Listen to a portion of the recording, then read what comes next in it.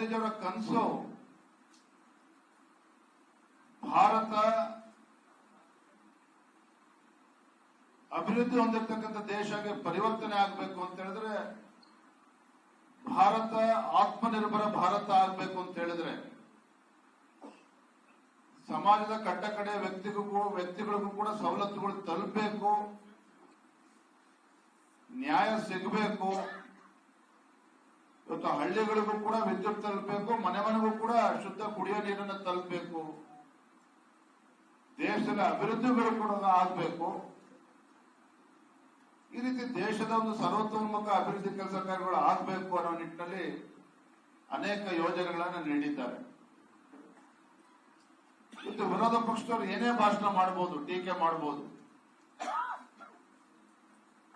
ಆದ್ರೆ ಎನ್ಡಿಎ ಸರ್ಕಾರ, ನರೇಂದ್ರ ಮೋದಿಜಿ ನೇತೃತ್ವದ ಭಾರತೀಯ ಜನತಾ ಪಾರ್ಟಿ ಸರ್ಕಾರ ಕೇಂದ್ರದಲ್ಲಿ ಅಧಿಕಾರಕ್ಕೆ ಬರುವ ಮುಂಚಿತವಾಗಿ India was 11th largest economy, but whereas today India is 4th largest economy in the world.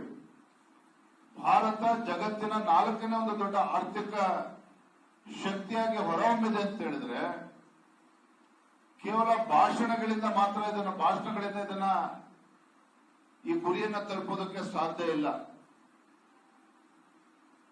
ಯಾವ ರೀತಿ ಕಾರ್ಯಕ್ರಮಗಳು ದೇಶದಲ್ಲಿ ಅನುಷ್ಠಾನ ಆಗಿದೆ,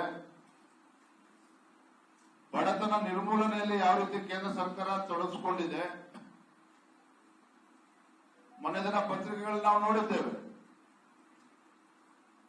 ಅತ್ಯಂತ ಕಡು ಬಡವರು ಇರ್ತಕ್ಕಂಥ ದೇಶ ಭಾರತದಲ್ಲಿ 80% ಅಷ್ಟು ಇವತ್ತು ಕಡು ಬಡತನ ನಿರ್ಮೂಲನೆ ಆಗಿದೆ ಅನ್ನೋದು ಕೂಡ ನಾವು ಪತ್ರಿಕೆಗಳು ನಾವೆಲ್ಲರೂ ಕೂಡ ನೋಡಿದ್ದೇವೆ.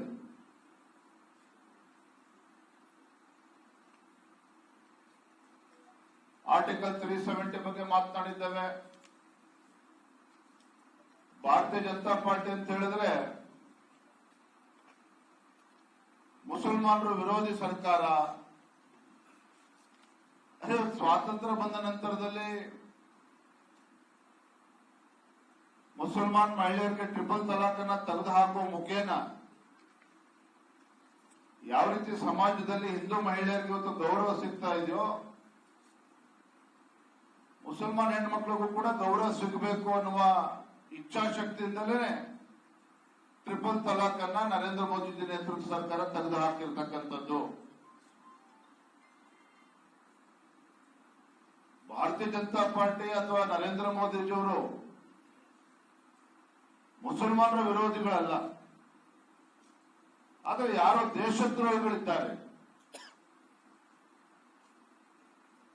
ದೇಶವನ್ನ ಒಡಿತಕ್ಕಂಥ ಕೆಲಸವನ್ನ ಮಾಡುತ್ತಾರೆ. ಯಾರು ಪಾಕಿಸ್ತಾನ್ ಜಿಂದಾಬಾದ್ ಅಂತೇಳಿ ಘೋಷಣೆಗಳನ್ನ ಕೂಗ್ತಾರೆ,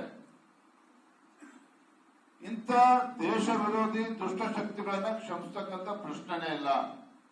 ಅದು ನರೇಂದ್ರ ಮೋದಿಜಿಯವರಾಗ್ಲಿ ಭಾರತೀಯ ಜನತಾ ಪಾರ್ಟಿ ಆಗ್ಲಿ ಇದ್ರ ಬಗ್ಗೆ ಸ್ಪಷ್ಟತೆ ಇದೆ ನಮಗೆ.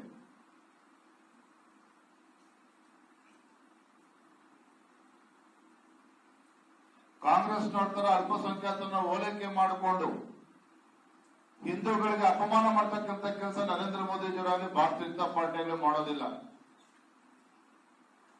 ಮೊನ್ನೆ ನೋಡಿದ್ರಿ ದಕ್ಷಿಣ ಕನ್ನಡದಲ್ಲಿ ಸುಭಾಷ್ ಶೆಟ್ಟಿ ಹತ್ಯೆ ಪ್ರಕರಣ ನಂತರದಲ್ಲಿ ಕೋಮು ನಿಗ್ರಹ ದಳವನ್ನ ರಾಜ್ಯ ಸರ್ಕಾರ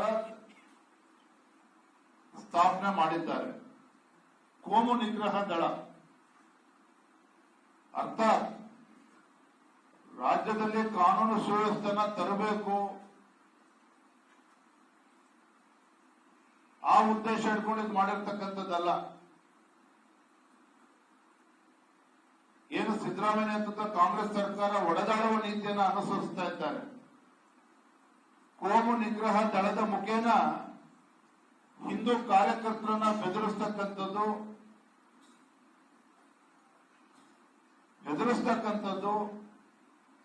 ಭಾರತೀಯ ಜನತಾ ಪಾರ್ಟಿಯ ಕಾರ್ಯಕರ್ತರನ್ನು ಕೂಡ ಬಗ್ಗಿಸುವಂತ ಒಂದು ಷಡ್ಯಂತ್ರ ಕುತಂತ್ರ ಈ ಕೋಮು ನಿಗ್ರಹ ದಳಕ್ಕೆ ಇರುವಂತದ್ದು. ಒಂದು ಇವತ್ತು ಸ್ಪಷ್ಟಪಡಿಸ್ತೇನೆ, ಇವತ್ತು ಏನೇ ಷಡ್ಯಂತ್ರಗಳು ರಾಜ್ಯ ಕಾಂಗ್ರೆಸ್ ಸರ್ಕಾರ ನಡೆಸಿದ್ರು ಸಹ ಹಿಂದೂ ಕಾರ್ಯಕರ್ತರನ್ನಾಗ್ಲಿ ಭಾರತೀಯ ಜನತಾ ಪಾರ್ಟಿ ಕಾರ್ಯಕರ್ತರಾಗ್ಲಿ ಎದುರುಕೊಂಡು ಓಡೋಗ್ತಕ್ಕಂಥ ಪ್ರಶ್ನೆನೆಲ್ಲ ಎಲ್ಲವನ್ನೂ ಕೂಡ ಎದುರಿಸ್ತಕ್ಕಂಥ ಶಕ್ತಿ ನಮ್ಮ ಕಾರ್ಯಕರ್ತರಿಗಿದೆ. ಅದನ್ನೇ ರಾಜ್ಯ ಸರ್ಕಾರ ಮರಿಬಾರದು.